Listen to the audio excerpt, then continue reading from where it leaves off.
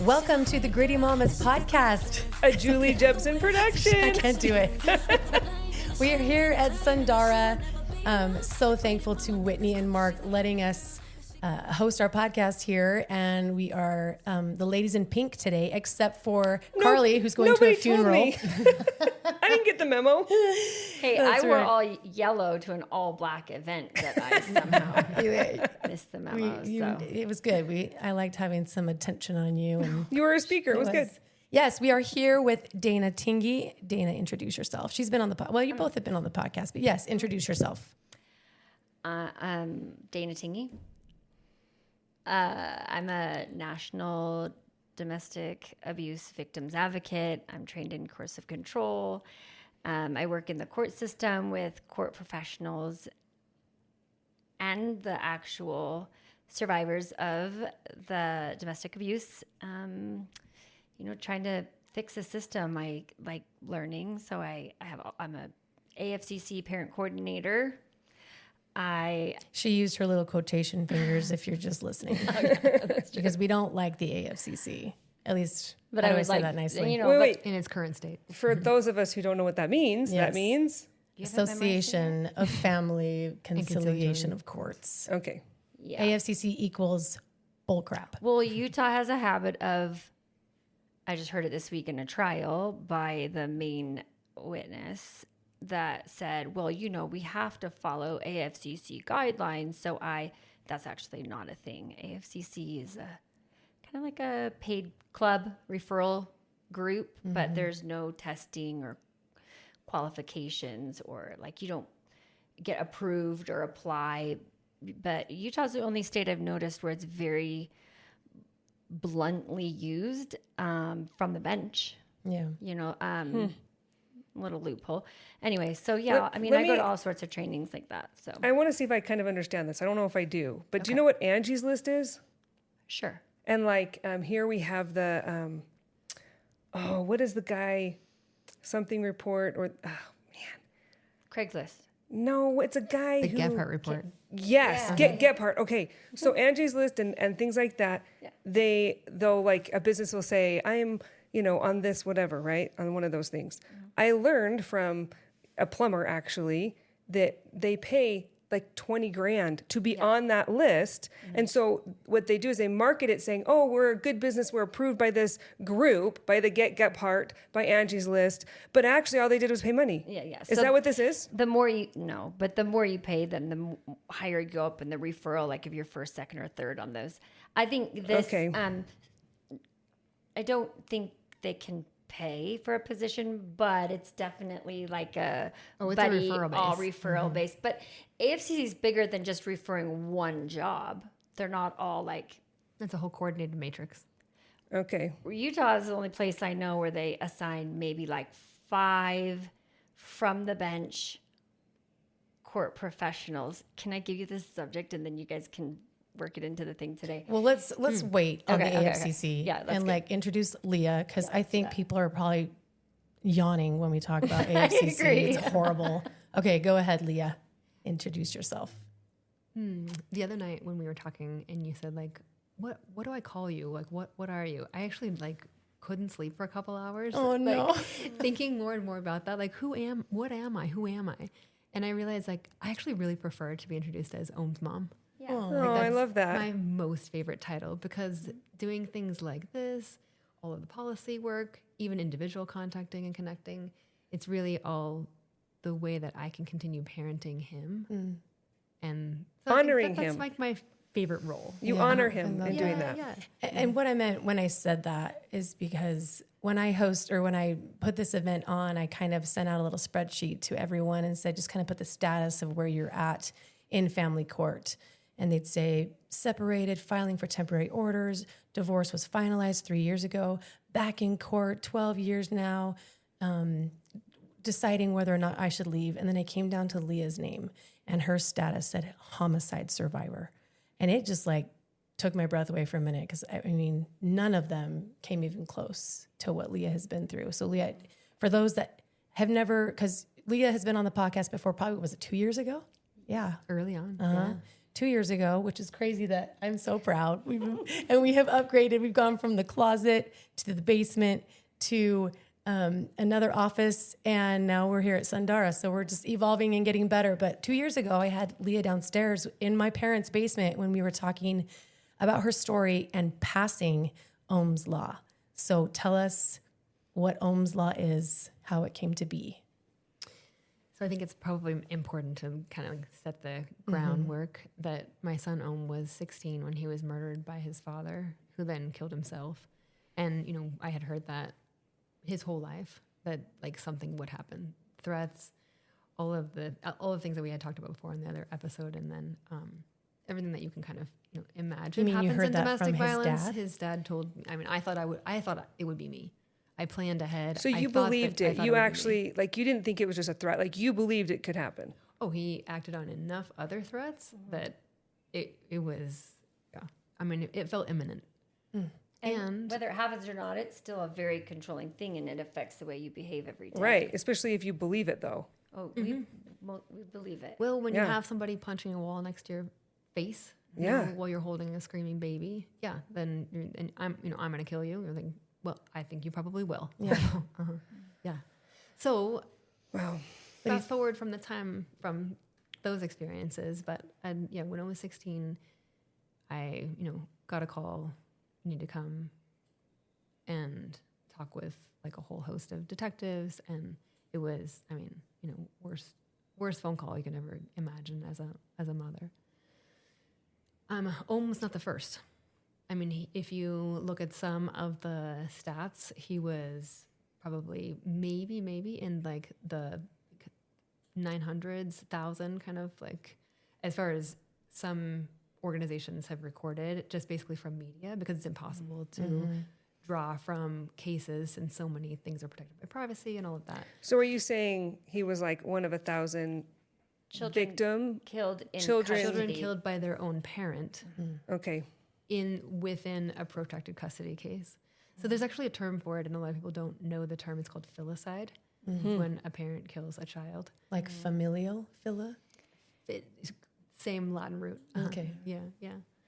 So I think that most people want to know like all the details, like where were you, and who told you first, and like how did it feel, and who are you with, and like what did you do the first day, and all of that. I think that all of that to me now is much less important than, like you mentioned, honoring him.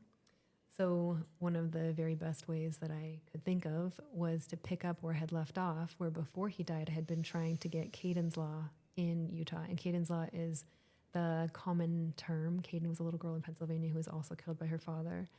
And it's the common term for a child protection package, basically. That was the very first time in the Violence Against Women Act, there was language that was put in federally that states could adopt. So not a mandate, but a template, an example. And that template included protections for children, specifically in this setting of family court. So that was in Pennsylvania, right? Caden's Law, and then it's PK's Law in California. Right. Do they have one in Washington? After Not yet. Are we working on the Powell's, like Powell's Yeah, the Law? Powell. Or no, it wouldn't be Powell's. It would be, Braden? Charlie and Braden. I mean, that's maybe. So Hopefully I did someday. I proposed it there, and there's been a lot of Backlash. The judges wrote a opposite bill, and someday we can. Well, you wouldn't think that protecting kids should be controversial. Like, that shouldn't be. Well, that's usually most people's reaction. Like, wait, why would we need to pass this? Don't we already do that? Yeah, you would think so. Yeah, you would think that. I remember you telling me that, Leah, in our first podcast together. She's like, you'd think that in an abusive situation, you go to court, they hear the evidence, and they're like, oh, yes, send him to jail. Like, you triumph. And it does not go like that at all. Well, at your birthday event last year, last year, the mom had, like, her ex was convicted of, like, Right. how do you even say that without getting kicked off Porn. YouTube? Not just I'll say it out loud. But he was a parent. They'll kick you off of, right? it'll kick you off. But he victimized children, did he not? Wasn't he convicted? Like, he was a convicted criminal, and they gave him custody still. They were still supposed to go and like stay the night. That's right. No, it was also because of what he had done, they had to be at like a family member's house. Like, they had to go to supervised, but he still got overnight visits. Well, my attorney kids. would say even rapists get to see their Well, children. it's happening right now with one of your friends. Yeah. I mean, the guy is separated from the military. He put somebody in a coma by crashing into like a bunch of things. But he gets supervised visits At all overnight costs. and like 4 weeks in the summer. Yeah, at all costs. It doesn't matter. Like, my attorney, that's when I was like horrified talking to my first attorney when she was like, she was kind of laughing at me like, oh, you poor thing, you don't get it. Because I was like, why would we give him more time when he's not even taking the time he has? And like, I don't, she was like, honey, rapists get to see their kids. It's a shared parenting presumption. At all costs. And It is actually, shared parenting. I heard that in court this week, opposing counsel and judge kind of debating back and forth about a statement made. And it was something like this opposing counsel said something like, since 2021 in Utah, it's not called 50-50 presumption, but there's something else in place that implies shared parenting. I mean, I know your Constitution says that whether or not you're an exemplary parent, you still have a right to parent your child. And then another court, I heard them say here in Utah that if you're a parent, you're presumed safe. Bottom line. Jeez. Because you're the parent. Yeah. Okay, wait. I have a question though, and I'm trying to be sensitive because I know I can ask blunt and very frank questions. But how was that, Leah, when you were like trying to push legislation or get, what were you trying to do? Get Caden's law into place here before had died. But what was that like while his dad is still alive? Were you scared? Were you worried about backlash? Because at this point, you're separated and divorced from him. You're away. Right. But like, you've been divorced for 8 years. And remarried. And even remarried. So, but is that in the back of your mind? Like, now you're pushing for, children's rights and advocating for victims of abuse while the abuser is still alive and hunting you? Oh, it was very quiet. So I went with a couple of other advocates, and we approached a legislator who had a lot of experience. Like, he's a family law attorney, an attorney. We thought, we'll go to him, and that was recommended by another legislative expert. Another lobbyist said, you need to go to this person. So we quietly didn't tell him that we were, longtime patrons of family court, which no one should ever be, but we hold that title, many of us. And he kind of like explained, sort of the process of, maybe it wasn't even the process of passing a bill. It was just kind of like, okay, well, yeah, that's really nice that exists. And it was very much dismissed. Like, we don't have time for that. We've already passed the interim study time. It was in the fall. The Utah legislative session is very, very short. It's only 45 days. So it's January to March. It's one of the shortest in the country, if not the shortest. And Every year? Every year. What is it? What's normal? Yeah. Ours alternates, like a short legislative session and then the normal legislative There are all session. kinds of different ways that different states do it. But basically he was saying, like, no, there's no time for this. Like, we're not doing it. But that was in the fall. The next May, after was killed, all of a sudden there was this, like, sort of like uprising. Yeah. So a bunch of protective parents got together and they said, like, we need to do this. And then it just sort of like rolled on from there. Well, what would it have been called, do you think, if the law that passed was not called Ohm's Law? I mean, it's happened in other states where it's called lots of different things. Yeah. But so it's not necessarily but the most effective is after states, a child. though, have been if after a murdered child. Yeah. If it's named after a murdered child, it just it's more effective. It's easier to understand. It's closer to home. Well, I'll tell you from doing Carries this more impact. in different states, when I attended with Leah, there was a completely different, it's Leah also, who's graceful and gracious and kind and smart. And almost like the legislators that were with her with her. So they had her back and made sure people were respectful. Because, I mean, there was some pretty strong opinion against it because people's jobs were all of a sudden at risk. I think that's something people want to know. Like, why would anyone be against that law? Well, why how was about, the pushback? we start with what does it change? Exactly. Yeah, let's do that. So I'm just going to look at a fact sheet because I think it's like a little bit easier, kind of like go down the different 4 parts. Wait, but really fast. Did that same legislator that you talked to actually was he the one that helped you pass it afterwards? He was supportive during the following session. Yes. But was not yeah, the he was not the one- sponsor. Okay. No. And did not agree it the first time. At first. And then passed. I'm zipping my lips right now. No, it's okay. But then there really wasn't another option for him. Yeah. Yeah. Yeah, for reals. So I'll go through the 4 different parts. So child safety first, meaning that the courts have to elevate child safety as the first priority in a setting of custody and parenting when there's domestic violence involved. Wait, are you saying that before this law, It wasn't child there? safety was not the first? It was a may, not a shall. But It's the one word that makes it's a a shall. difference. Yeah. But this is You have to. always Must. every state. That is, unless that's put into place, no, that is not the deciding factor. That's what's appalling to people. Okay, so I So guess there's shared parenting and best interest. Those are they're competing. seen as the competing priorities for every. Well, so I guess my decision next maker. question is, when it's the child's safety that is first, which should always be first. I mean, you've got to be looking at their mental health, their physical health, all of the emotional, the spiritual, all of the things. So now that it's a must, shall, whatever the correct word is, who decides what safe looks like? And that is like the golden ticket. Who? That's why we love you Because here. there are because you're asking like such a poignant question. But they're like There are normal so- questions. They're like they're common sense questions. Exactly. It's kind of like this idea that people are trying to figure out online is like your First Amendment rights, right? Everybody says, "Oh, well, you're spilling misinformation or disinformation, however you want to say it, right? Well, who gets to be the arbiter of truth? Who gets to decide what that is, right? So when you're looking at safety, who gets to decide what safety looks like, and how do you make sure that? I mean, we all know kids that tell white lies or big lies, right? To manipulate. So I can understand from the other side feeling like, well, my ex is evil. I'm going to try and manipulate my kid into saying I did something that I didn't, right? So I can understand being in fear of that. But then I also am afraid of people say, oh, this kid doesn't know what they need. They're not saying, they were told something happened that didn't happen, or like, so who do you bring in that gets to decide what safe looks like? Yeah, and then you have to talk about evaluating competency, right? Competency of the parents, and then also competency of the child too. Like an 8-year-old is going to be different than a 3-year-old. It's going to be different than a 15-year-old, right?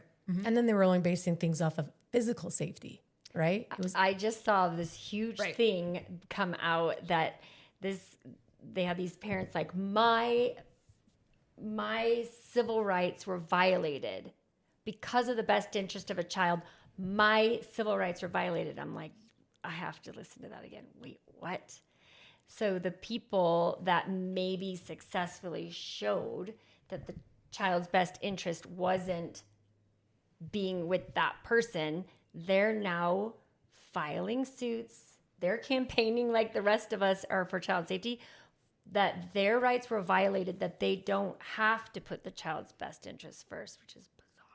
But I've never really, until just barely, maybe I'm just looking in a different place than I used to, but I was shocked somebody would put their name behind that.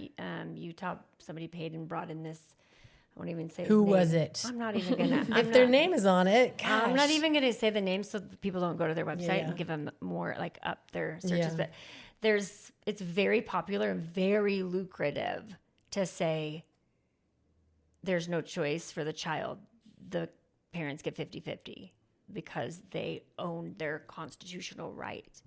Doesn't matter what they've done to the child. Which makes it sound like owning a kid, Yeah. right?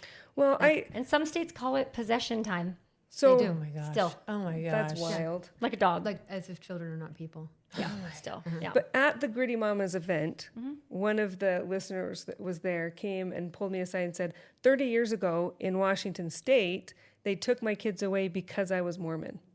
And her story like was never ending, long, hard, horrible things, or kids never came back. And I was like, obviously I don't have all the information, but I can see how parents would be like, people think Mormons are crazy. I grew up in Washington. They literally think we have horns. Like, actually. They would ask my dad growing up, where's your horns? My mom said you had horns. Because people Which use is words like like demonic when 1970s they thing. talk about us. Okay, Right? well, So I dumb. live in Washington, and Such a 1970s. It's not that way as much anymore, but it was the 70s when my dad was growing up there. well, I will say, and you know from the last time I was on here, Because Dana's from Washington. because I'm from Washington, I still live in Washington, born in Houston, but raised in Washington my whole life. But I mean, because of the Josh Powell situation, Washington is privy to the religious debate again, because it just came up again. And that I do believe that I was protected and my kids were protected because we had the same professionals, evaluators, county, courthouse. Because Dana has her own domestic violence story. Right. She's also has been through this as well. You're not just a domestic violence national expert that just has clients, and helps out. You didn't just decide to enter the realm one day. Yes, you've And let's experienced be honest, this on a personal level. I would rather do anything but this. But But you're needed. this needs to be done. This is ridiculous, right? There should be no need for me. You should be able to say, I don't want to communicate with this person anymore, even if it's just, I don't want to communicate with this person. Our court system has the ability to order you to communicate with that person. They might even say, you must give a greeting every time, or like, What? I heard it this week. It's very strange that you cannot just get away. If you report abuse, you're almost immediately put under the spotlight as being a problem. I would tie that to some political things like losing lawsuits. Susan's parents, the Coxes, sued Washington State, and they did win in $93 million. And thank heavens, because maybe the courts will listen more. My opinion, I don't want to be sued or anything, but so it seems as though the alternative was that the state now finds almost everything unfounded, so that they aren't. I mean, I can see, so they're not held accountable. Anyway, it's starting to turn. What you're doing, I think, is helping. What you're doing, I think, is helping. But family court is truly one of the only places where, like, you not only have to face your abuser, but you have to co-parent with them. Oh, Not yeah. just co-parent, but you have to, like, treat them as if they're your best friend. Not only as if nothing happened, but as if you Well, are you have to like trust them. joined at the hip with them for the rest of your life. Like, it feels You're like that. ordered to, You are, and if you don't, evaluated and like judged, and I mean, every action, every word, every text, It's true, because everything it- can be brought forward as evidence against you if true. you do not behave in a very specific way. And that's what I trained myself to do, Oh my heck. which is It's why like- I still now have a difficult time. Like, see, I waited for permission to even like talk. Yes. 'Cause I still do it, and that's it. It's After just how many it's years? the way that we're trained. How many years were you? Would be 20 this year. So 20 years of dealing with an And I abusive didn't choose, ex. like, I didn't choose to have kids. It was all reproductive coercion. yeah. There was never a time where I ever wanted to be with that But did you person. see how she carefully worded that? So there are 4 different parts of Ohm's law. Child safety first. And that includes that the courts must consider all safety risks, including evidence of domestic violence, in determining a child's best interest. That can be interpreted a million different ways. Do you want to say But it again? there it is. Say that a Sure. little bit slower. Okay. Courts must consider all safety risks, including evidence of domestic violence, in determining a child's best interest.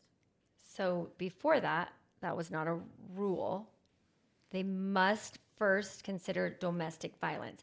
Then you can apply all the rest of the laws. But first, it's like a rule out. You But must look for it first. Does domestic violence have a definition in the state of Utah?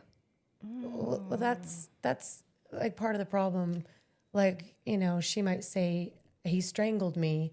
No, I just put my hands on her shoulder. Like, they'll argue it, Oh, I was It's apparently semantics. on the floor with him on top of me because we were a wrestling family. Oh my was gosh. Yeah. So that was one reason why we this year in 2026 Yes. passed the coercive control definition because it's a more extensive Yes. version of domestic violence, which we think of as, like you mentioned it before, the physical, black eye, broken arm, right? We always think about that. Yep.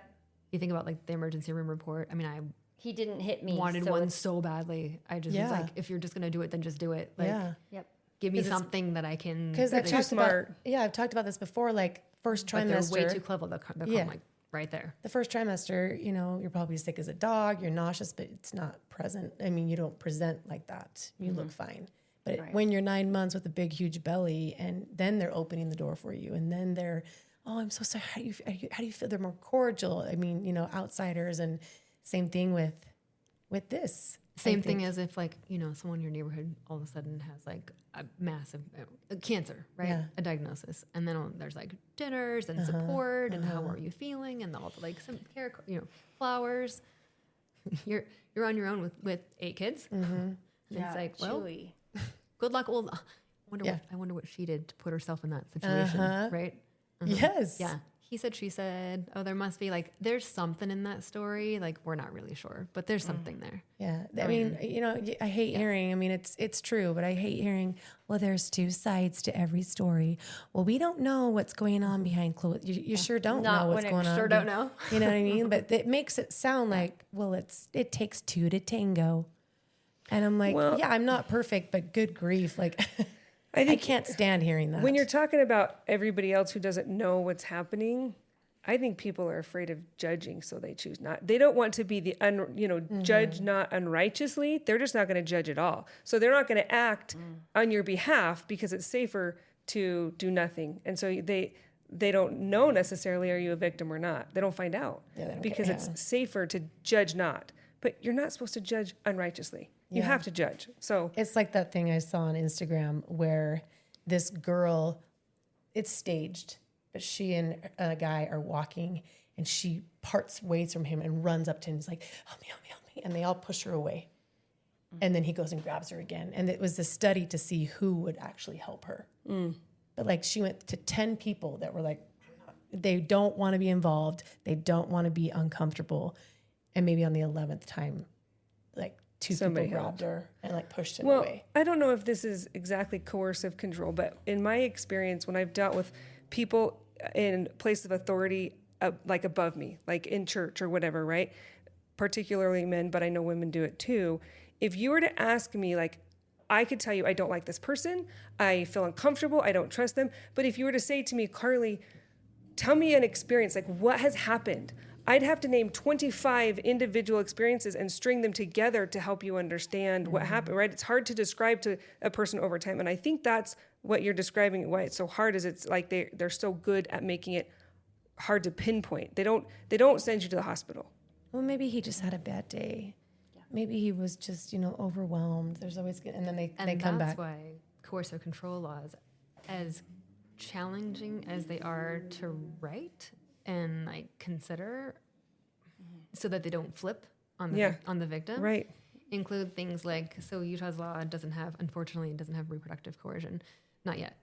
But the definition is close to what you're talking about. So It still is abuse. It's just not written in the it's law. patterns of behavior that intentionally undermine autonomy and individual freedom.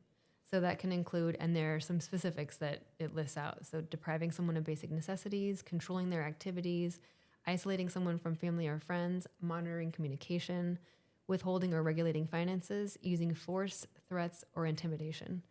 And there are more details and there's more specifics like in the actual statute, but that's like I like the financial part in there. Also, the definition of each part of that. So it's something we forget to look at. It's not the part of the statute as you read it, but then in the definitions you can look and it'll give you more of like how it's supposed to be applied. This is what we intended to do. And they have found that, and this is a recent thing that's been talked about a lot lately, is that financial abuse almost always, if not always, comes along with any other type of abuse. Well, it makes It's sense. almost always present. I was shocked when I found out somebody I know and love would be at the grocery store and her husband would turn off the credit card. Yeah.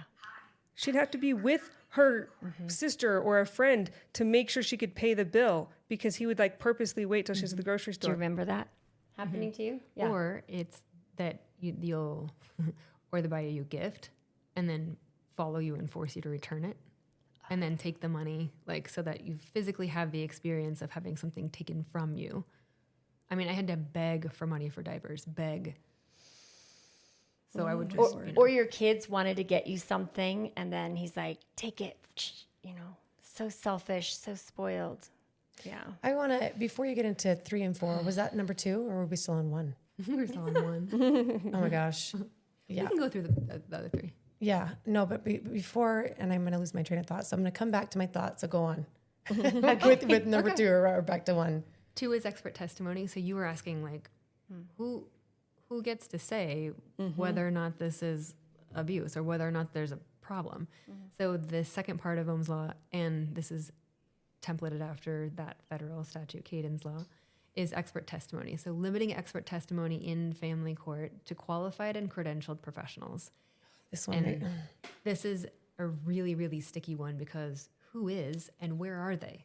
Right. Are they part of AFCC? Like who are they? And Who's so what allowed in? I understand, Leah, and correct me, we're saying you have to be a professional if you're going to what? I mean, if you're going to give expert testimony in a court case, so like in a hearing or submitted written information that has to do with that involves domestic violence, then that person has to be an expert in domestic violence, meaning they have to have expertise and they also have to have experience working with domestic violence victims or survivors, which everyone has. Like, there's a big so the discussion about what I understand from kind of how things were muddy with Ohm's law this last year is that professionals were just saying, "Oh yeah, I am an expert," or they would like train each other, or and it was a bunch put of on BS. trainings, and it wasn't necessarily the depth that it needs to be. Well, not even that. These people that, I'm going to just say it because she's very nice about It's so it. nice, and I'm over here like, no, the There bad are- people are saying I am I'm a the professional, expert, so I'll do the training on this. and it's the same Ohm's law. professionals. Or they'll make fun of it and say like, "Oh, now I have to go work at a shelter." These are the people that caused her I was going to say harm. the very people that were against Ohm's law are now claiming to be the experts. Not just against Ohm's law, but these are the individuals assigned to Leah's case Even who were involved. Yeah. that put the children on a trajectory of being death. unalived. I can't help it. So that's this the second isn't part. like, you can't write in there. They have to be a psychologist, a child No, psychologist. they just have to prove that they're an expert. Look, this is a stepwise approach. So we have to think about this as like, this is not the end. And is policy the answer? I mean, maybe it's one answer. It's one way. It's one way that I found that I could like hit the ground running right now and do something to help kids. Because I was telling Dana this earlier, and you know this, Julie, because you get contacted all the time too. There's not a week that goes by that I don't have like 3, 4, 5, 10. I mean, what judge should I have? What attorney should I have? I got to get out of the state. What do I do? I mean, even at your event, there were so many people who were like, "This is my case. Like, what do I do? What do I do?"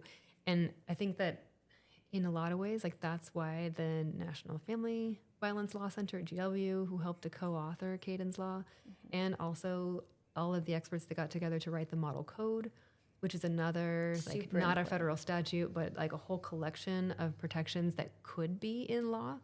It seems like, is policy the only answer? No, not at all. There are so many other resources that survivors need, especially protected parents. But it was at least like, one way. Like, what can we do to change the rules? Can we change the rules? Can we change this game? Because it's such a game. It's when we were talking earlier and at the event, because Leah I was always like, how do I say what she is without making it sound awful? Like, she's the only one that I know of who has had a child, killed by her dad or his dad. But then I kind of think of you as the captain, captain at the helm of all of this. She is at the Capitol. She is with the legislators and the senators and every representative, fighting for it, while there's the rest of us in the trenches with, our guns out and running into battle and going to our commander and you're like the chief captain of this whole battle. That's kind of how I have looked at you and seen you. You're like you're on the front line of the whole thing at the Capitol, trying to pass the law. And I think that's what has made me so frustrated, is because when so many of us, to our attorneys and to the guardian ad litem, I have said it like, well, haven't you heard of Ohm's law? That just passed. Can we apply that in this case? You know, my guardian ad litem, half the time the attorneys are like, well, what's that? I don't even know what that is. All year long. What's that? Yeah. What are you talking about? And people we knew Or very it doesn't well apply knew. here. Your case started before that, or Yeah. your case started after Yeah. that. And That's not true. My guardian ad What? litem Yeah, said, all year long. yeah, he said to me, oh yeah, that's just like some new legislation that passed, and brushed it off. Or they'll just outright say, and that's a bunch of BS. Yes. Yeah. Actually, I No, heard it's that we in a heard trial that. today, written truly, on the though, side of I the have to notes say, by like, the professional. That's BS. I might- something like that. I have the luxury of doing this because Ohm gave me that. He freed you.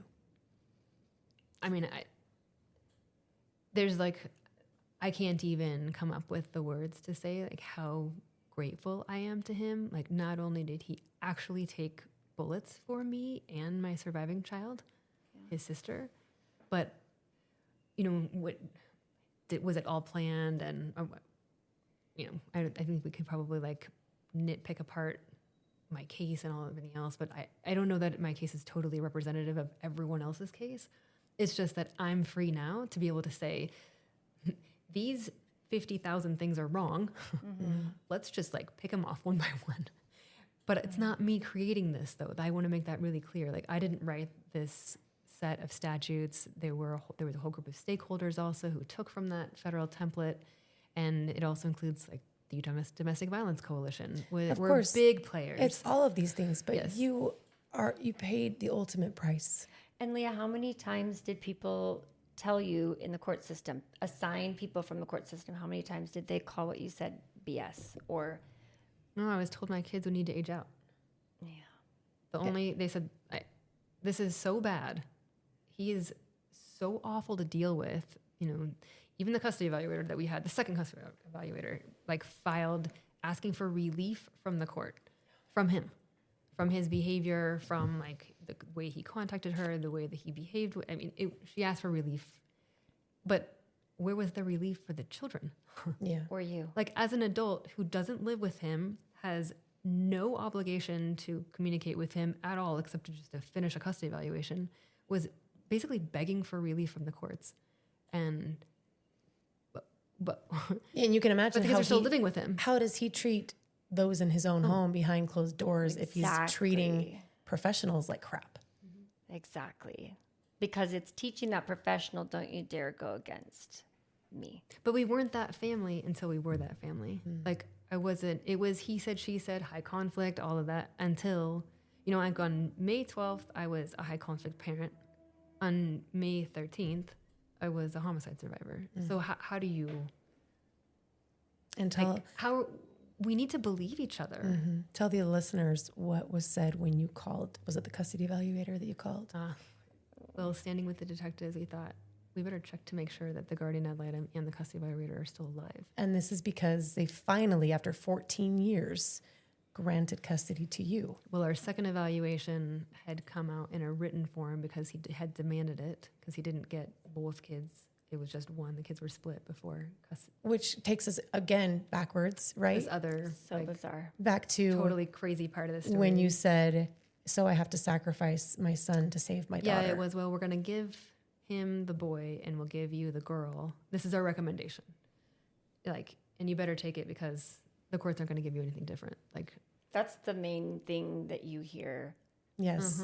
You're not going to do any better. You're going But- to do so much worse if you go to court. that package of that coercive control law also included a bunch of different things as well. And one of the things was that we're no longer in Utah. We no longer have to, or well, the courts no longer have to rely on the custody of, well, they didn't have to before, and they should never have. But the idea is that like there's language now that says we don't have to keep the custody evaluator's recommendations as a presumption. Whereas for many, many Before. years, that's been sort of the standard. Yeah. Yeah. What they say mean, goes. They shouldn't have to anyway, but I did hear an attorney present that this week, that exact. But that's what many of us are told. Like, you're not going to get anything different. So you're going to do this evaluation. You're going to pay a ton of money for it. It's going to be super invasive. Like, they're going to tear apart every single part of your life, every communication you've ever sent. Like, everything's on the table. And you're paying for this. And it's going to determine how much time you have with your kids. And you're paying for it because you're ordered to. You're ordered to. And if you don't, you're in contempt of court. And who cares if you have money or not? Because there's no evaluation that says, like...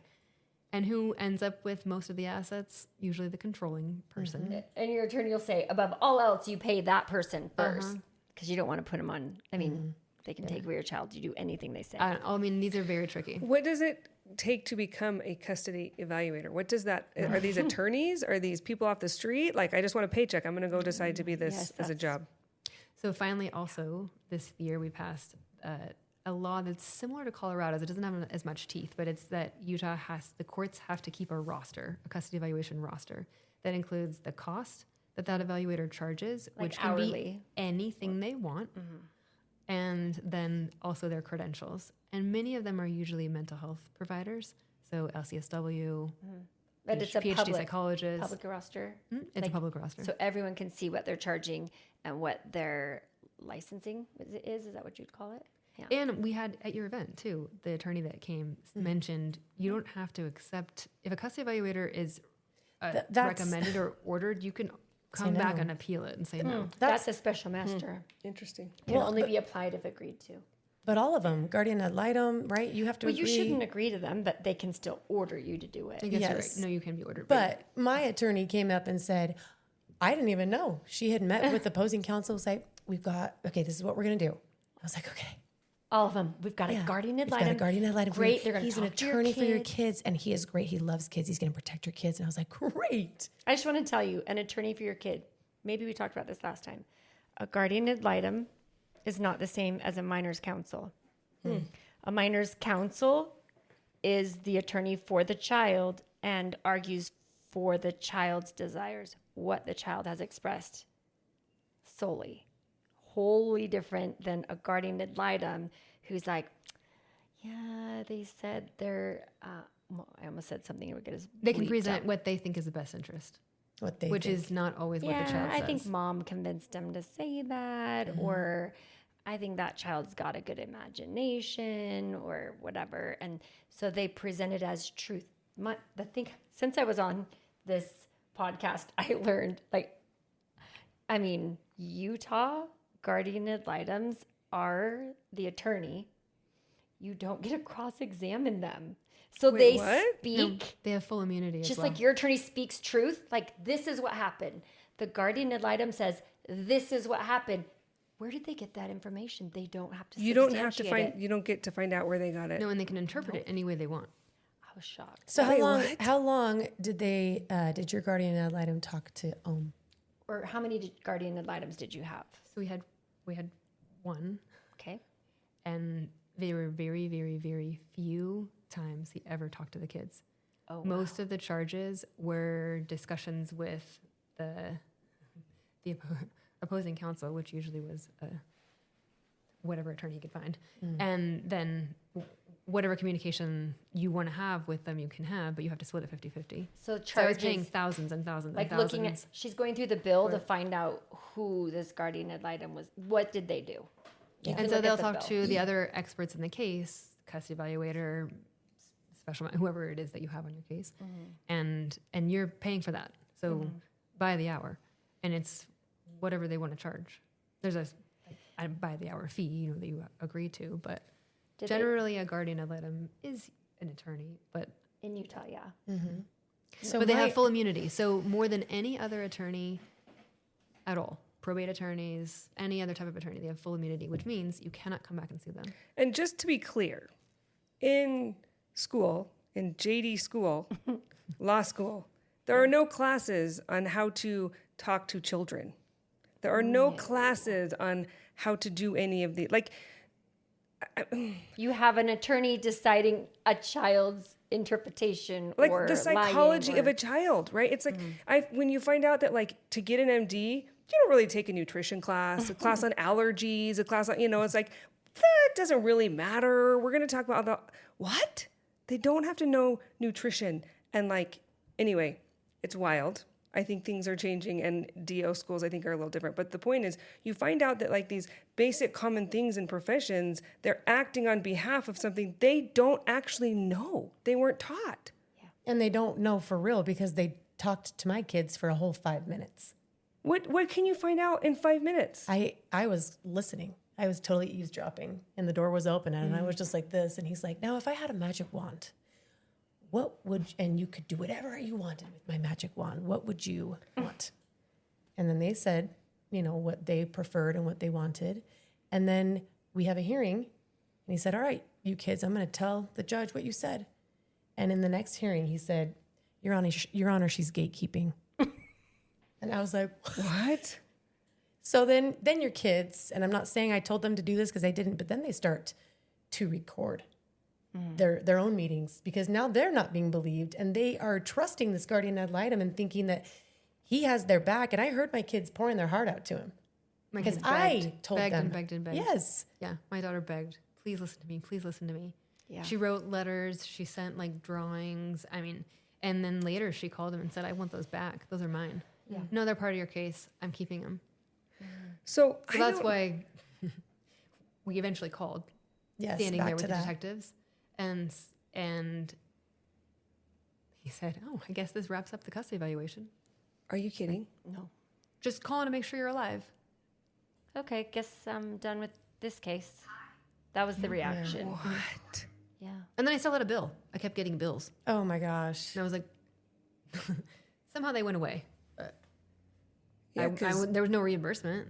There was no, not one of any of these people. I mean, obviously this is it's high liability. No one ever Said sorry. called and said, hey. No, because if you say sorry, then that's They're admitting admitting fault, fault. which you could be sued for. So they can't. But I'm sorry, your son has passed. No, you can't. That's liability. It's all about liability. It's all about if they do that, if they So you can have understand remorse. why in Ohm's law there's that expert testimony piece. If there's going to be anyone testifying in any way on a case that involves domestic violence, that person needs to have expertise and experience. How that's defined, we probably have some more work to do, but it's in statute. It's Malcolm Gladwell, I think. He's an author. He wrote Outliers and stuff like that. And I think he just defines an expert. I'll have to ask my dad if I'm thinking of the right guy, but as somebody who's done something for 10,000 hours. I think if you're going to affect somebody like you get to affect in family court, you should have to be that expert at something because But they're You know what I would like chuckling to do, because though? why? it's not. There's not there's no even a way. requirement. I mean, That's insane. I could just say I'm an expert. I've watched 1,000 YouTube videos on something. Now I'm an expert. Like what? yes. I think I would like them to come with me on Mother's Day to the cemetery and sit there on the lawn and look at the little marker because I don't even have it in me yet to get a headstone, and it's been 3 years because I don't know what to put on it. What do you put?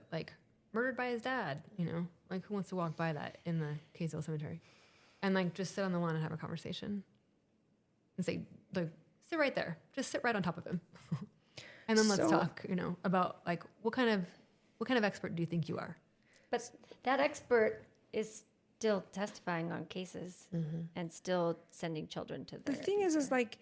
have you guys ever cooked in a kitchen that you're like, I'm pretty sure this architect has never actually cooked a meal in their life, Yeah, right? right. I feel like there's so many things that are that way where you have different parts of a mechanism that they don't talk, they don't interact. And so when the people actually go to use it, the interface, you're like, well, this doesn't function right. Who came up with this? But this is something that changes lives. And I don't know a lot about family court. I just know more about criminal things. And my dad was telling me that in criminal cases, you have to, I guess this is Washington. My dad wasn't a cop in Utah for years and years. He was here in the 80s. But at least in Washington, you can't have certain people talk to kids.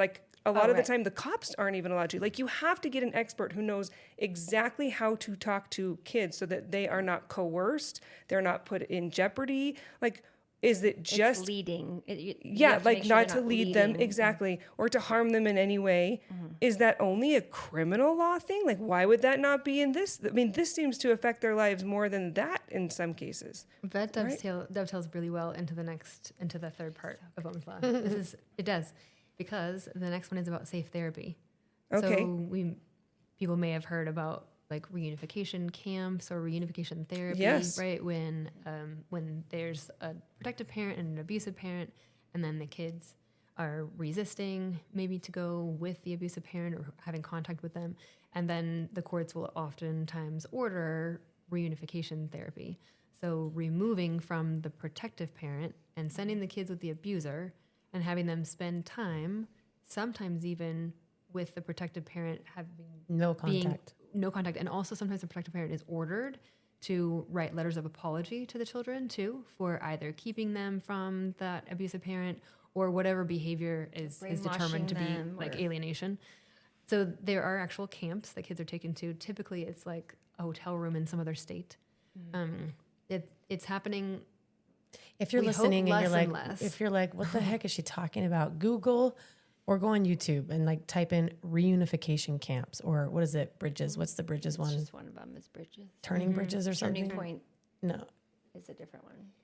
Or you can even look up the case of Maya and Sebastian, Maya and Sebastian. kids in California who were Yeah. taken against their will. Maya will Yeah. tell you. Oh yeah. Yeah. She speaks yeah. up.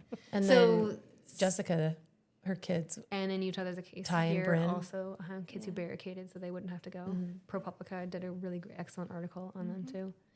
So safe therapy. So that's not the only type of therapy though that kids are ordered into. And there's like, they call it so many different things in order to mask that, because there are some, there's definitely some more and more negative connotation with this whole reunification camp and therapy. And so it'll be masked by talking like family systems therapy or like there's so many different definitions. You're ordered to an AFCC family systems therapist. Like, what is that?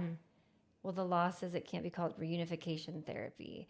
So, but we're going to order that just the abuser and the children go to this therapy. But the key is it's not ethical, and it does violate their provider oath. So they can't bill insurance for it. This is what makes me so mad, is because I was ordered. Well, we were ordered to reunification Out of therapy. pocket. And how much would it have? And no how much insurance, did it right? cost you Okay, so per month? Well, she I have 8 children, right? And so they sent me an email and they said, is this court ordered? Because I called to make the appointment because I was court ordered to. Yeah.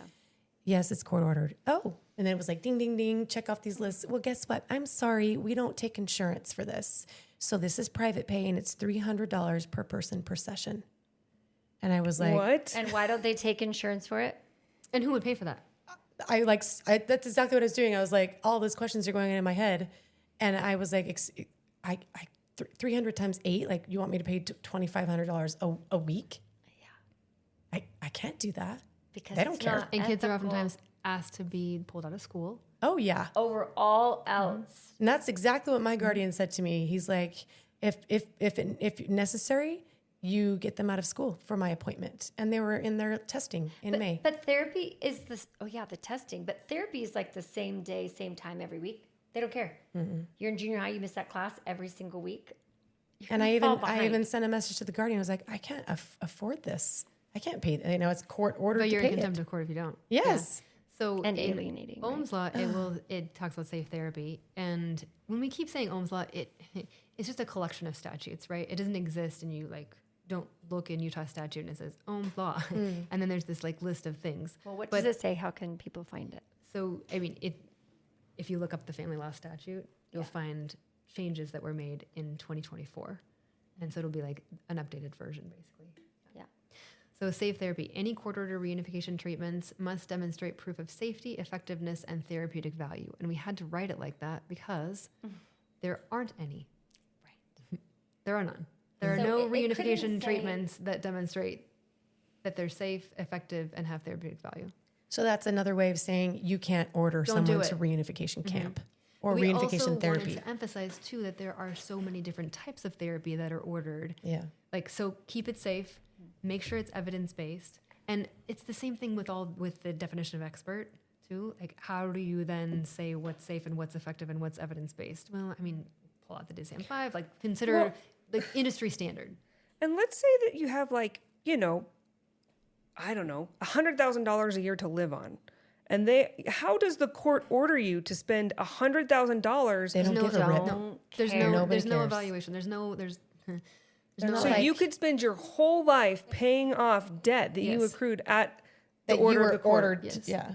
That's why I am in the mess that I am in. And there's so 100%, many of which is us also are. why people then just like can't do it. So you end up Losing. having to. Yeah. You're your own attorney. You drown in it. All you're trying to do. I was is talking to a survive. girl at the event who was like, my ex is facing these charges for like DUI and whatever. And she's like, and I'm not touching it. Do I want him to have to give up custody? Yes. Do I want, but she's like, I'm not going back to court because I think it's going to make it Exactly. way worse. She's like, I just rather You don't ride wanna this. poke the So bear. people will Yeah.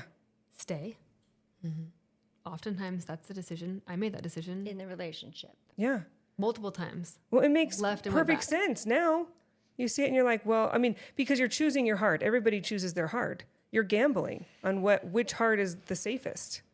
Which heart is the But one we that's going to promote, protect you. you can leave, you can leave. Right. You don't, it's so, you know, the paper on the bathroom doors, like you don't need to stay in a relationship if someone's Yeah. hurting you. Right? So Well, you I think leave one of and the then most what? important things to mention is that, I mean, as a women's health professional too, I will oftentimes refer to this point of truth, which is only you are the expert in your scenario, in your situation. You're the only one. And that doesn't, I'm not saying that to make people feel lonely, but just empower yourself and know that you are the expert. If you know that this situation is unsafe and it's not the right time to leave, do what you have to do. And Until it's the right time. You said that. And I train attorneys on that a lot of times, and they're like, I know that there's some serious physical abuse that hasn't been disclosed. And maybe in confidence under attorney-client privilege, I share like, there's some things that still haven't quite come out. And they're like, they have to tell us, Dana, they have to tell us. Like, now we have to hurry up or we're not going to get to talk about it. And I shared before, my friend died. Mm-hmm. She was murdered in Lehigh in a church parking lot. And years ago, the Ragsdale case. And she had been at my house, asked me some questions like, is this normal? Like, what does your husband do? Does this happen? She was really curious. And I'm like, hey, this is not okay, Christy. Like, wait, we need to talk about this. She immediately shut down like, oh, no, I was just joking. Mm-hmm. She wasn't ready yet. But she got in therapy, and her therapist, she could see this isn't right. And her therapist was working with her. Well, this girl is like a sharp cookie. And she's like, absolutely not. Here's my boundary. This is what we're doing. And she went so fast that, she's gone. I will remind people that from a law enforcement perspective, they say the most dangerous time is when you try and leave. So you have to be very careful. But for us, social science studies show that that's like the first week, the first month, the first year after leaving, or after a can be ruling, the most dangerous. And that's why we have there is an actual, you can go to the dangerassessment.org and do that for yourself. And there's a whole list of questions. It's a vetted social science tool. Professor Hopkins created it, and there are currently in the works people who are also experts in this field that are trying to figure out one for children, because the one that exists right now, the danger assessment, or many states have like a lethality assessment protocol where if police show up in any kind of like sort of dispute where they determine that there's domestic violence happening, that and in Utah this was a law since 23, they're required to do an assessment like right then and there. Mm-hmm. So asking specific questions, and those questions aren't just like made up; they're like actual vetted, studied questions. Which is what I think we should talk about that on the next podcast. Like, what is actual? Because we don't know when we're being abused. We don't know. Okay, is this abuse? We talked about how that is, or we want to talk about how that's the most commonly asked questions by so many victims. But before we do that, I wanted to say two things really quick. And we got to get through the other one. Yeah. Is there one more? There's one more part. Okay. Yeah, go ahead. Just before we do that, I remember going to the court-ordered reunification therapist, and I went to see him, and he's like, I'm not clear on your orders here. And he's reading the temporary orders, and he's like, am I their individual therapist or a court-ordered therapist. And I didn't know that that was a thing. And I was like, well, what does it matter? You're just the therapist. He's like, no. And he was ticked at me. He's like, no. And he got a whiteboard and he's like, drew this arrow, like, this is a court-ordered therapist and this is an individual therapist. I was like, well, what's the difference? He's like, an individual therapist, I'll assess their situation and it talked about their feelings, what they are thinking, and, their emotional health. And I was like, and the court therapist doesn't do that? And he's like, it's very different. He couldn't put it in words because it made the court him sound therapist browbeats. Yes. You have to love both your parents. Yes. Forget about what happened to you. He said it's a very different strategy when I do court-ordered therapy. Did he say that? I can't remember. Something like that. Wow. But I was so like, what the heck are you talking about? Isn't it just therapy? Aren't you just helping the child know that the dad has left?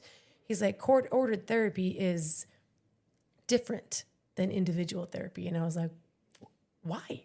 And I mean, now I know, I was a referral to him. And the other thing that really bugged me, because I ended up going to another reunification therapist, and the name of this therapy office blows me away because it's Unified Family. I can say it, Unified Family Therapy. But I'm like, why am I going to Unified Family Therapy when this is a family that has been broken apart? I do not understand why I am here. This is a divorce matter, but you're trying to unify us. Like, the kids are confused. I'm confused. Why are we doing this? And why are you called Unified Family? Why are you trying so hard to keep the family together, keep everything as it was when he has left? Yeah. And the kids are confused, and I'm confused, but I'm paying for it. Mm-hmm. Paying just to be told everything's fine, and your mom and your dad both love you, and spend equal time with both of them when he checked out. And then you try to prove that in court, but you're alienating. And when you were talking about other words for reunification, how many words have they used for alienation? Enmeshment, gatekeeping, alienate, withholding. Push, refuse, resist. Push, refuse, resist. A new one, too, I can't think of right now. But. And then another thing, they don't say abuse. It's not abuse anymore. It's just, that's inappropriate parenting. Or situational couples violence. Oh, barf. Give me But Joan break. Meyer just proved that years and years ago. I just think they're trying to be creative and come up with something new again. Or, confuse it. I don't know, because you have the laws in place. The good news is you do have these checklists in place that you can bring to your attorney and say, call these out. I want to follow this law. I think it's really important for women listening to understand these definitions and to understand these words, because I remember waking up in high school somewhere, like I think I was doing a debate or something, and it was like pro-abortion or pro-life, and I'm like, whoa, okay, wait a second. I am pro-life. Oh, it was, but pro-choice. But I also believe in everybody choosing, right? But I just believe the choice is different. Right? And you believe that the life is different. Like, it starts at a different time, right? Like, they're choosing these words because they want you to think that the opposing idea is evil and wrong. So the fact that you can't just say, I just think the choice is at a different time. No, you have to be anti-choice, right? It's like they're choosing their words to make the opposing party look evil. And so what they're doing is semantics. They're renaming things because they're reinventing the wheel so that you look bad. They're playing games with your mind, with other people's minds, so that they can try and it's gaslighting. They're trying to make you think that you're wrong or it's different. No, it's still the same thing. You can call it whatever you want. It's the same thing as, basically, forgive me, I know people won't like this analogy, but you're basically taking a woman, putting men's clothes on, and saying it's a man. No, it's still a woman. They're just dressed differently. I know, I shouldn't say it. It's true. You can put men's clothing on, you're still a woman.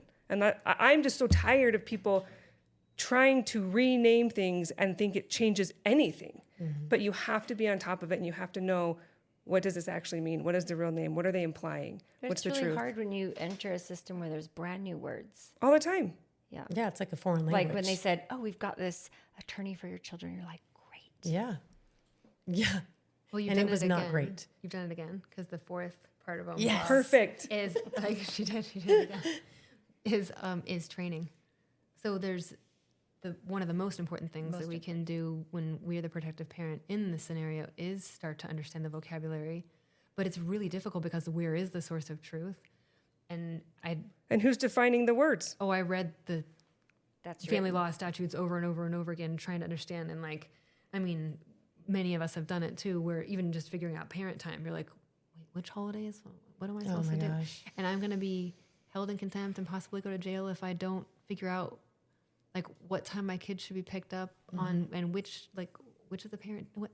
You know, yeah. I hear parents in court all the time going, I finally understand the statute, so I might have telling the judge, like, I might have got it wrong that time, but I've learned it now. And I mean, I made one mistake in 9 years, and I had to go to criminal court 6 times. So what, I mean, for custodial interference? Luckily, I didn't ever have to go to jail, which many of us have. Wait, you there's like 3 people this week that said they were heading to jail. What? Yeah, So I know 2 of them. Picked up my daughter on the wrong day from school. You know, February and March oftentimes have like the date is the same as the day of the week in both months, right? There was like a teacher work day, and I maybe mixed up the dates, and so it was like maybe something that was going on in March. And it was February. And I picked up on the wrong day. It was a Thursday afternoon, and my day was never Thursday, only Friday on the every other week. Yeah. And so he made sure that he called the police. There was a detective on the case.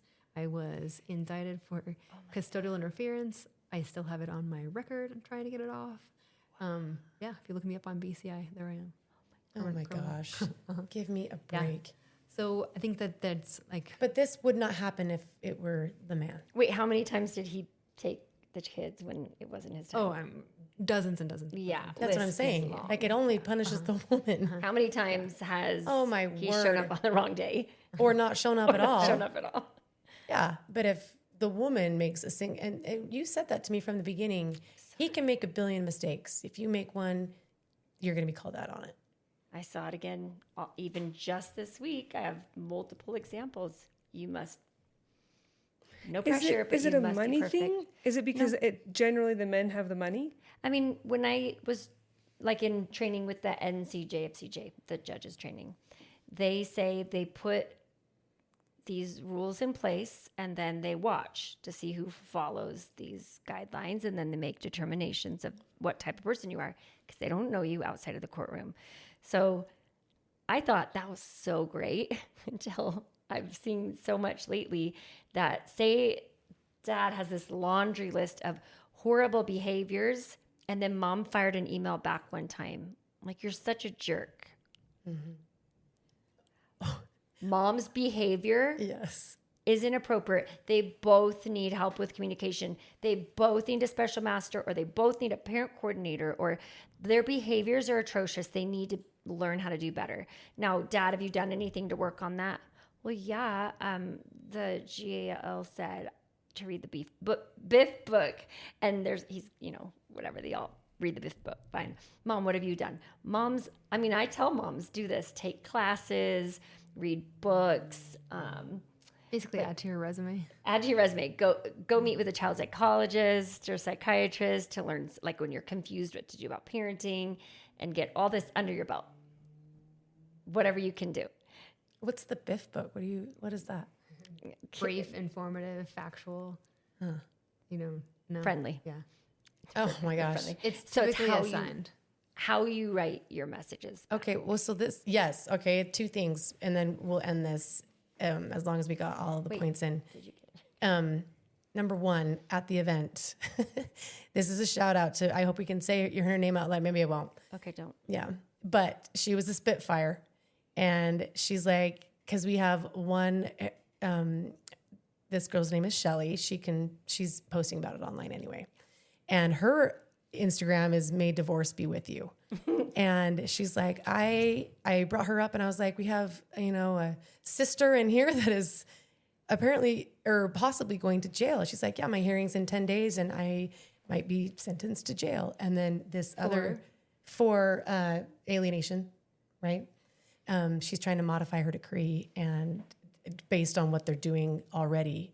And as soon as she did that, then he's accused her of withholding and alienating. But this other woman raised her hand and she's like, oh, I just went to jail for 10 days for kicking him in the balls.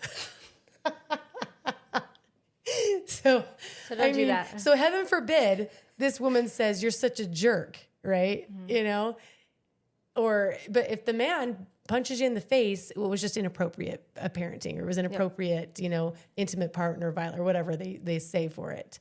But we're going to jail for it. What did you do to him? You must have provoked him. It was just a bad decision, and he went to therapy, and now he knows how to control his anger. So it's like, yeah.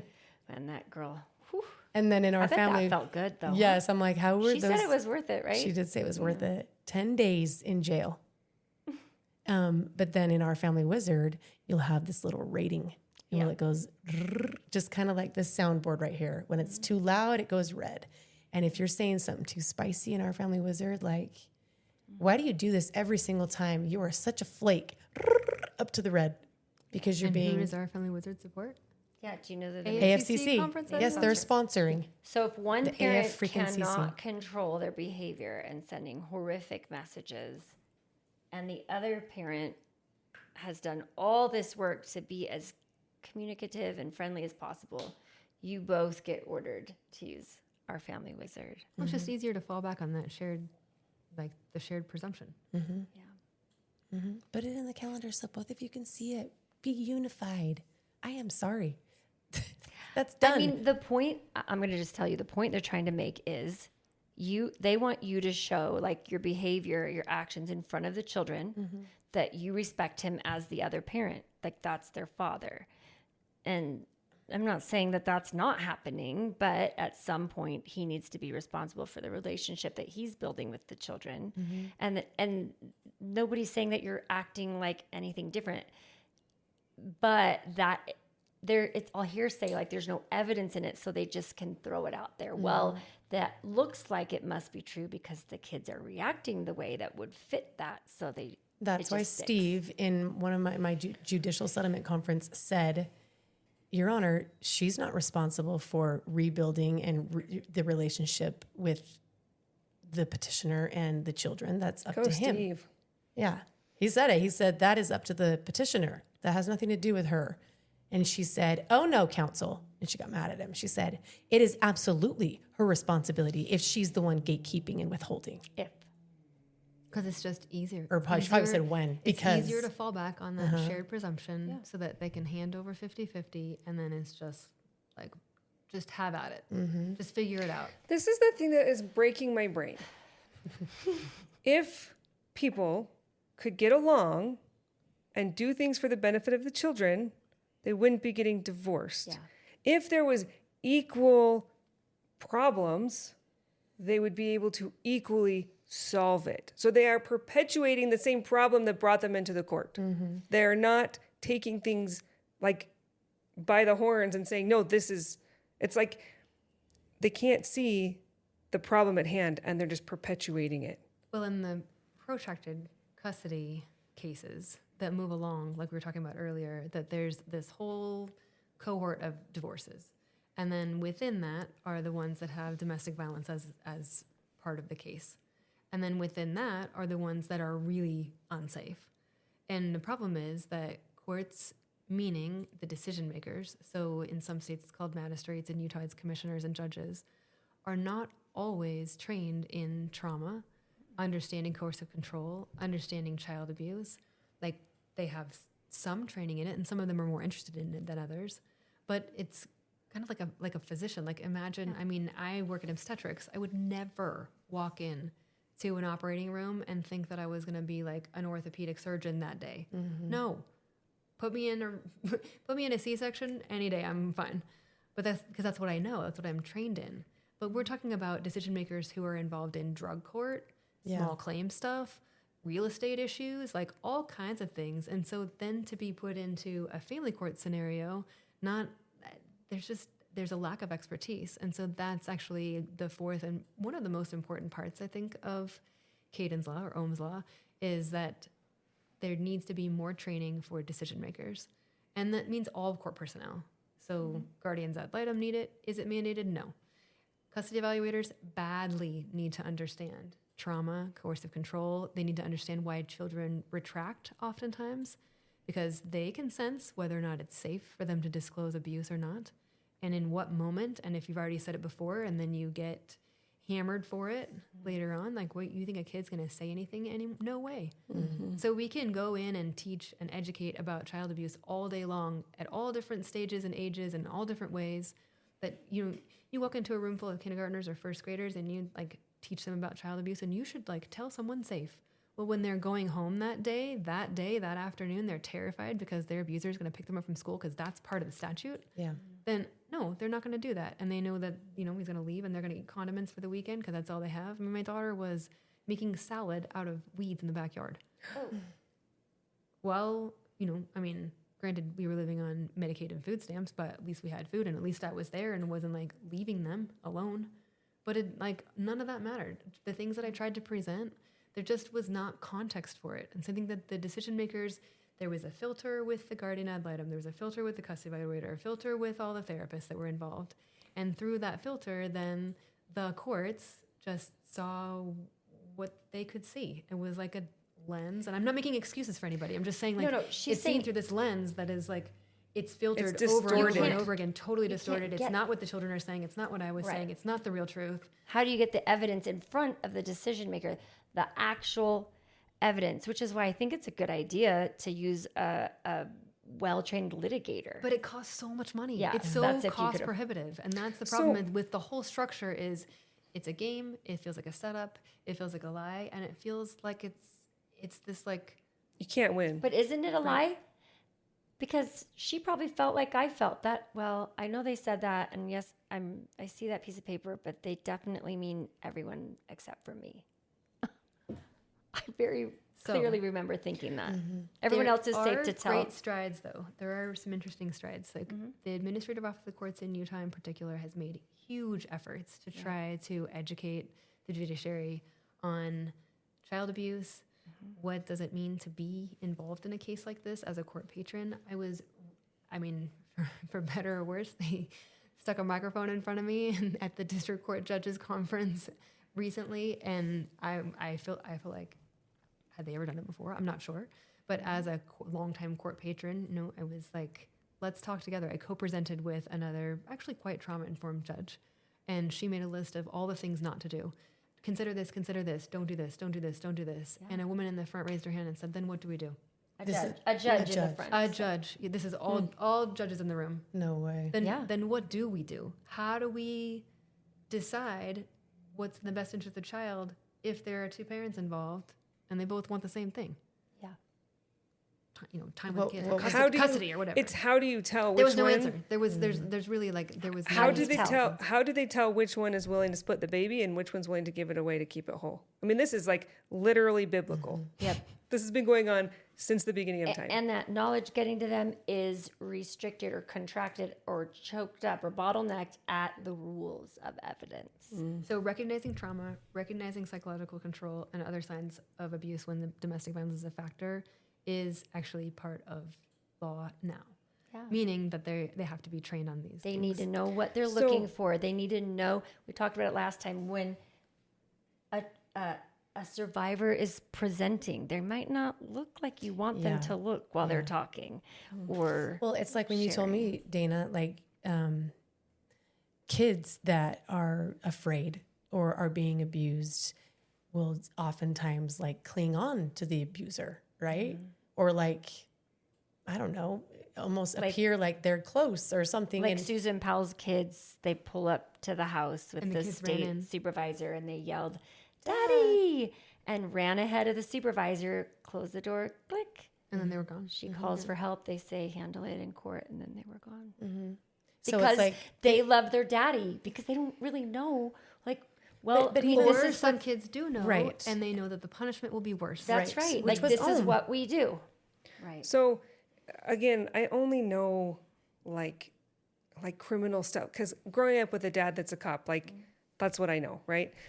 So they're taught to look for signs of abuse, right? They pull up to a call. They have to try and differentiate who is the one that needs to be removed from the situation. Aggressor. Right, exactly. Yeah. There are cases where you have to interview kids there, and you have to find out if they're victims. You have to be able to talk to a victim. There's different people on the criminal side, like DCFS. How do they decide when to take a kid out, right? Like, so is there training from that basic side that they could bring into the courtroom and say this works, or is it's all bad? Even like DCFS is bad. It's all. CPS is its own game. It's a whole different. So you can't even bring in like there's not like a juvenile dependency court is something like very, very different. So there's not like you can look for these things, like tell the judges these behaviors are usually present. Well, you can of course, see if you find someone that does that, but then there's the effort of getting them to be able to testify, because my witnesses were thrown out. Yeah, that's where you got to bring in experts. But that's where and then there's all the trickiness of reporting to. We say in Utah DCFS, but Department of Child and Family Services, but CPS is like sort of the general CPS, national term. yeah. But even then, who reports, how they report, how many times they report, when they report, all of that makes a huge difference. Is there a report from the elementary school teacher during a custody evaluation? Well, has mom always been the one to go to the parent-teacher conferences? Oh, then it's coerced. Is it by the pediatrician? Oh, well, it looks like by default on the pediatric reports, the electronic medical record defaults to saying the mom brought the child in. So that's what it says on each one. Okay, well, then that means that the pediatrician must have been coerced by the mom. There's like all kinds of ways around it. It can't possibly be that she's telling the truth. CPS was trying to find Ohm. They told me they were trying to find him. I gave them everything that they needed. They were in my home in in-depth conversation with all kinds of brand new disclosures from my daughter, with all kinds of topics. Everything you never want to hear your child say out loud has either happened. And I'm knowing this is like tip of the iceberg, begging them to find him. Oh, sounds like we need to go talk to the older son. Yes, you do. And what did I get back? It was like time after time after time after time. Every email was like rejected. Oh, we got to talk to a supervisor. Oh, we can't do that. It's just that. When you say you were trying to find him, like they wanted to like find and interview him and like corroborate the story and Are see. you talking like, about we Ohm, should check on Ohm and see if he's safe. Yeah. Oh, we need to find the data and interview him. Can't find him. Over the years, there were so many. We had so many CPS reports. People think like, well, child and family services, like that, child protective services, they're supposed to protect, but they're underfunded, they're understaffed. It's a really tough job. Nobody has found a winning strategy, or I think there are some states that are doing it better, and there are some states that fund the organization a little bit better. And there are, just this last year, there were some statutes passed that involve now better reviews that may be helpful. There's also now in statute, so a guardian ad litem, there are two different types of guardians ad litem, so private and juvenile court. And now, at least, there's a juvenile court. How do we say it? There's like the office of guardian ad litem that is involved in juvenile court has to now review cases in a certain way. Like there's a little bit more governance over that now. That's not the case. They took out all the private stuff. That's a different matter. So it's like these are things that are really complicated. If it's complicated for a judge, if judges are saying, then what do we do? And they are meant to be the experts and the decision makers. They are deciding who children will live with, how much time they will have, whether it's supervised. Like they're deciding truly like the literal fate of the next generation. And there are so many of these cases. Then what do we do as protected parents? Like, you just have to become an expert in so many different things. It's one of the most challenging, I think, experiences of a protective parent's life. Besides just parenting. I was just trying trying to to love your top of child. just being a parent. Just trying to love your child. So how do you walk away with something to do, right? Let's end this. Like, you listened all the way through this. Obviously, this is a topic of interest. So what do you do? I mean, of course, if there was like a smoking gun, we would do it, right? We wouldn't be where we are right now. But I'll even say Utah specific. I've seen and heard judges from the bench recently kind of grappling with, well, like have you shown me if one parent isn't safe or the other isn't safe? And you can Google Utah child best interest factors. And if you're going to court and presenting hey, I want them with me and protected, you have to focus on how do I show these factors by law. I mean, maybe it's not fair, but this is how the law is written. How do I show that these things that are harmful are happening, or things that are helpful are not happening? So focusing, because there's too much to do, and it's true. Really, they tie your hand at being a parent, and the time you have with them seems like swallowed up in trying to survive and save their lives. Even if it's maybe not that extreme at the time, it still feels like it. So focusing in on things that you think are important may not actually mean something to a judge. So I think, we can do a different time on that, but doing a really good job at tracking violations in real time. I know everyone hates to hear that, but journaling, like actually as it's happening, this is what happened, this is the date, this is the occasion, just the facts, this is the outcome of when that happened, and this is how it affected the kids. And you keep documenting, even when you're explicitly told stop documenting, because that happens oftentimes in cases too. Or you can't have a Ring doorbell. So dumb. I will also say, as you're talking, this idea of, is something abuse? And I know we want to maybe talk about that on a different episode, but part of documenting, as I've experienced things with, as I was talking earlier about how you have to have like 25 of these experiences before they all come together, and you're like, oh, this is a narcissist. Oh, this is gaslighting. Oh, I think that documenting, it starts even before you leave. If you're trying to figure out, is this abuse? I think if you document things, you have this like this map, and you're like, oh, this is a pattern. Okay, yeah, this is abuse. This is what it looks like, right? Like, even if you do it for yourself when it's not a case, if you really want to know what's happening, write it down. And so you're not gaslighting yourself. I have such a bad memory that if you ask me, like, well, how many times did this happen, or when did this happen? Like, oh. But then where do you keep that? Where do you keep that if you're controlled? Where do you keep it if you don't actually own anything? Where do you keep that? He's going to find it. He's going to read it. I have clients that right now that I hear you in the dead of night with a flashlight in the closet while she's sleeping.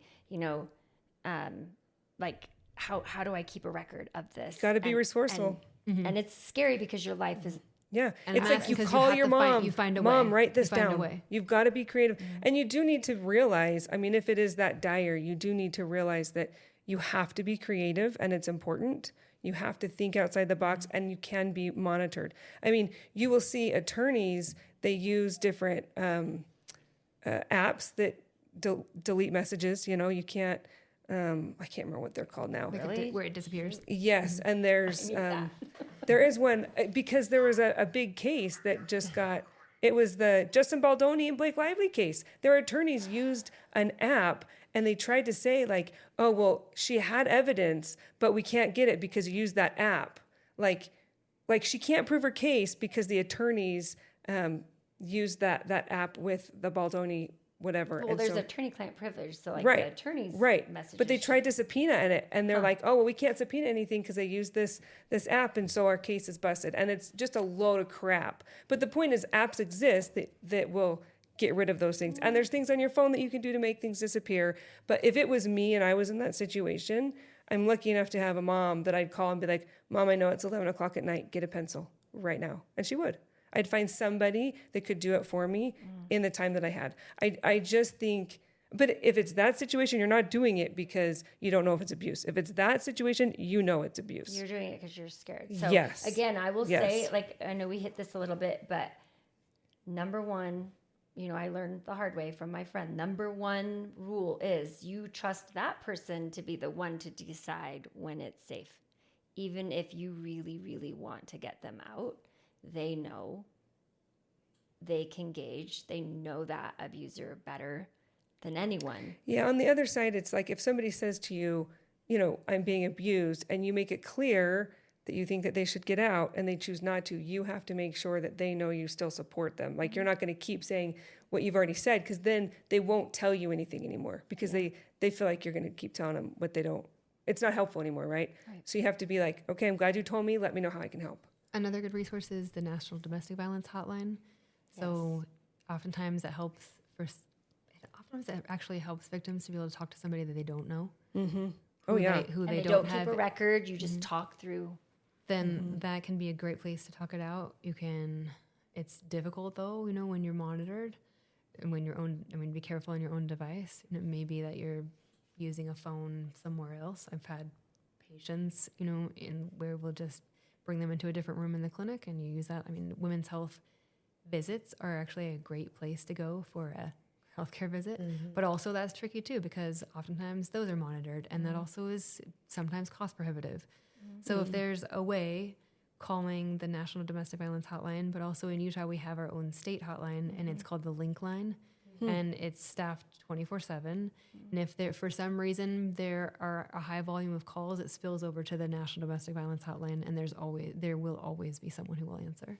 There's just stuff that we don't even know exists. Yeah, and even if you're not sure it's abuse, in fact, especially if you're not sure, call a stranger. You have nothing to lose. They don't keep your number. They don't know who you are, but talk it through. Yeah. And then because you get so used to it and you've been told no one will believe you and that's not abuse. I didn't hit you and you're fine. You don't have a bruise. Or if you are a friend or a family member, sister, cousin, neighbor, and you see some red flags and you're concerned, then that can be, you can call also. You don't have to be a victim or a survivor. You can also call and say, like, I'm really worried about my sister. Like, this is what I'm seeing. Like, what should I do? Usually, I would assume, tell me if this is a bad assumption, that they have resources, right? You're like, is this? And they say yes, and then they say, start here. And no? they'll typically connect you with local resources. Okay. And oftentimes create, like, a safety plan. So even if you are, like, on the outside looking in, they can help you to create, like, your own safety plan as the observer. And there are a lot of solutions. It's just, like, how do you connect the person in the experience with the resources that they need? And I think that's what we're talking about here, this complicated family court mess. There are resources. There are some things that are changing. Right. There are templates and examples out there that are better in some states than others. How do we somehow coordinate this effort and make it so that kids and protected parents are safer? And I think one of the things that is a winning strategy is educating. I mean, this is not something that I had any experience in, period, right? And now I'm way more aware. And just talking to people and understanding, I think, goes a long way, actually. I have had personal experiences where I gather information that I share with somebody that was useful and I had no idea that I even knew it, right? Yeah. And I think that happens all the time if we just learn. You have people reaching out all the time. You have people reaching out from the podcast all the time. And I mean, Leah, we've been doing it for a while and I've been hashing out, let's try this thing. Let's do it different. Let's do this. And we do have some resources and you put some resources together. And I'll put them at the bottom of this description too. There are ways. It doesn't always work. I mean, I know I always get the text message like, you told me to do this and there was nothing available. Okay. And we're not the only ones. There are strategies across the country. There are strategies actually internationally to try to continue to solve these problems. But we are always, the problem is still, as long as there are abusers, this will still be an issue. And it has not changed since many years ago. There's no conflict. If there's no conflict, if kids aren't suffering, if they're, not being abused, then there's no work for these court professionals, right? There's not a job for a guardian ad litem. There's not a job for a custody evaluator. So sometimes they just create more of the problem because they need the money. Yeah, we've talked about that before. Broken system. Yeah. But I do appreciate that. I mean, and I'm not one to say this usually, but I have heard some better things, believe it or not, lately. That are happening. Some judicial officers. I mean, Leah's training with that other judge asking, commissioners that I've like, oh no, she has to go in front of that commissioner. And then I'm like, she saw through this guy. I mean, wow, wait, something's changing. So there's hope. You're saying there's hope. There's hope. And it's like what I had mentioned at our event too, your event. No. Do not give up. Yeah. Don't give up. You are worth it. Your kids are worth it. Even when you feel hopeless. Even when you feel like, I see no way out of this. Yeah. And don't ever believe you're alone. That's what that event proved, was that everybody felt alone until they realized they weren't. Yeah. And that's why we're doing this, is because you're not alone. And there's a lot of people who actually do understand as much as anybody could. Yeah. All right, you guys, if you made it through this whole thing in one sitting, you guys get a gold star. We'll comment on you, or we'll reply to your comments. Ask us your questions. Thank you for listening. We're thankful to Dana and Leah for educating us more on the dark underbelly of family court and Ohm's Law. And Ohm's Law, the positive parts of it too. So we will be back next week. Thanks for listening. So now you know what it means to be gritty. It can be dirty, but you're still so pretty. Now make a pledge and never take no pity. Baby, welcome.